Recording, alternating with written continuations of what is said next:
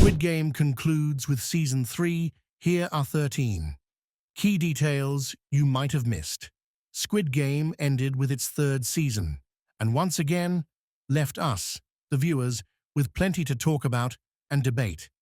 Here are 13 details we gathered from Season 3.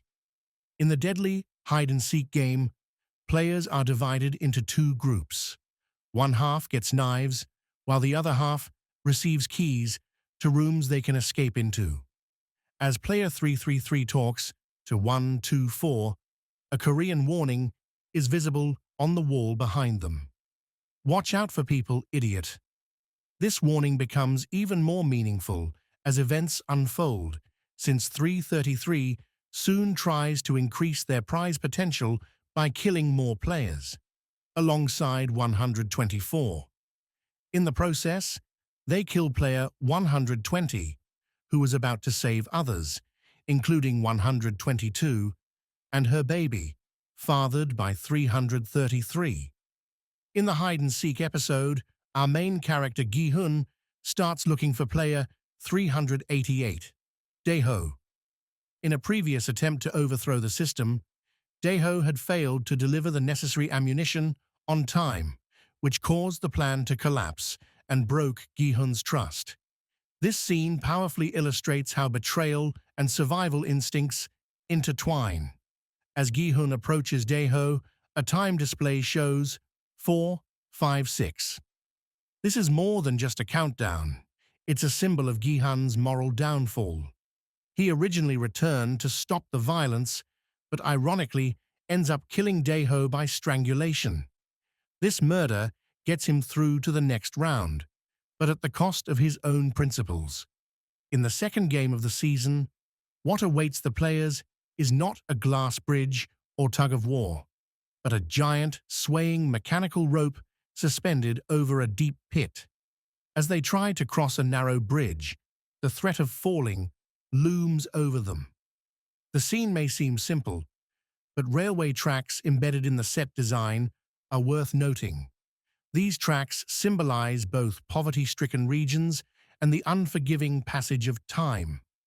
This reflects how cut off the players are from their pasts, financially and emotionally isolated.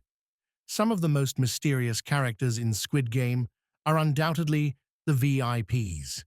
These elites, watching the games from afar behind golden animal masks, flaunt their wealth and status while looking down on the players. In Season 1, we only heard their voices, but in Season 3, we finally see the faces behind the masks. Yet the real story isn't the faces, it's the masks themselves. Each golden animal has symbolic meaning in Korean culture: power, courage, prestige. So the VIPs aren't just hiding, they're also putting on what they represent. But here's the irony. At the end of the day, they're still animals, not inside cages, but watching people perform for them. The real-life zoo flipped upside down. In Squid Game, with each round, not only players disappear, but beds too. As the beds decrease, previously hidden writing on the walls slowly becomes visible. By the time the grand finale arrives, only 9 players remain, dining in tuxedos, and the wall texts are fully revealed.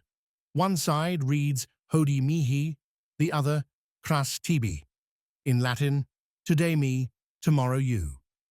This medieval phrase, found on old tombstones, reminds us of life's harshest truth. Death is only a matter of time. It's a silent yet jarring reference to the fragility and helpless fate of the players. Outside the game, Jung-jae and his team race against time to uncover the dark web behind the games. Mid-season, Wook begins to suspect Captain Park and secretly enters his house to test blood samples. On the wall, he finds photos of Park and the recruiter. But the real shock is a photo of Park and In-ho side by side on the same boat. It shows they're not just colleagues, but extremely close, even beyond the island's operations. Throughout the games, many players pray to God, seeking salvation. But if you look closely, crosses and religious symbols are scattered in nearly every corner. Dialogues also make references to the Bible. One of the most striking visuals is Thanos' cross-shaped drug container. This drugged cross represents a form of escape, but when the pills run out, so does faith, leaving only darkness and death. Season 1's sympathetic old man, and also the ruthless founder of the games, Oh Il-nam appears once more near the series' end. The new frontman sneaks into a hidden room and finds two mannequins. One is a suited figure with an owl's head. The other is a life-sized model of Il-nam. The owl is often associated with death, misfortune, and the afterlife. Portraying Il-nam as a harbinger of death suggests that even though his body is gone, his spirit still haunts the games.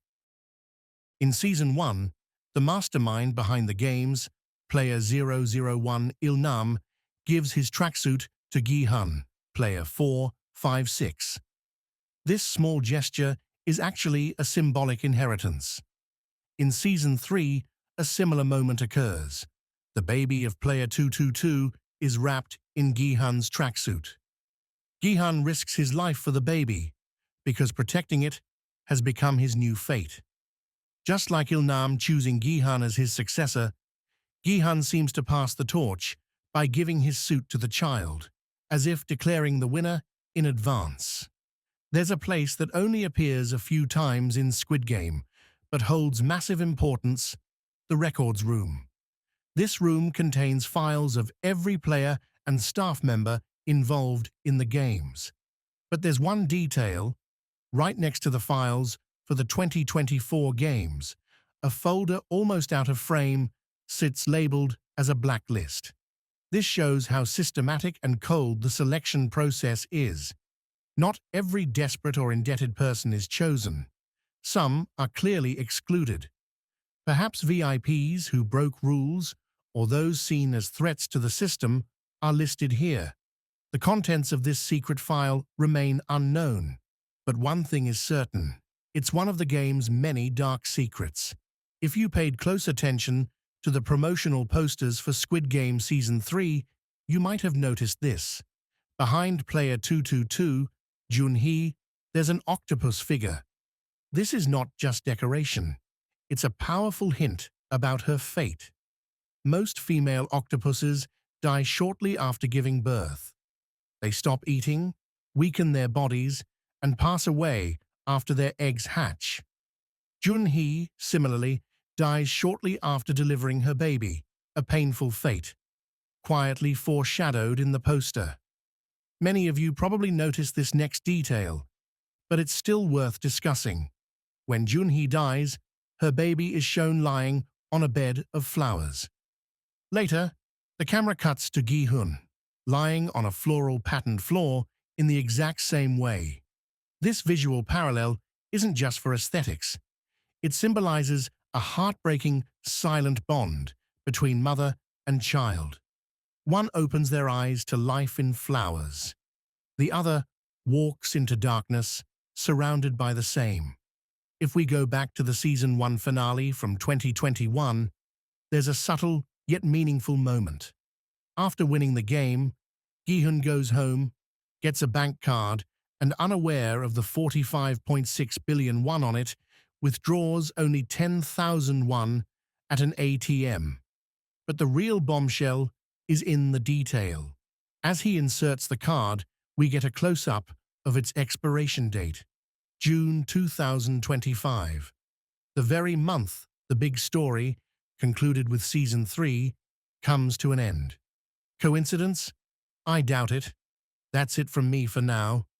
What did you think of the Squid Game finale? Let me know in the comments. If you enjoyed the video, don't forget to like and subscribe. See you in the next one. Take care.